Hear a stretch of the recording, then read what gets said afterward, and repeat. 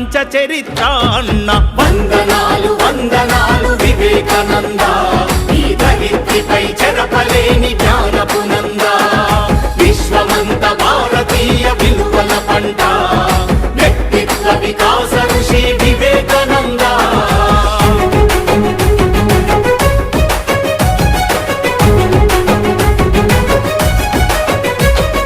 బానిసలా కాకుండా యజమానిల పని చేయని, ప్రతిఫలమాశించని ప్రజాసేవే పరమాత్మని.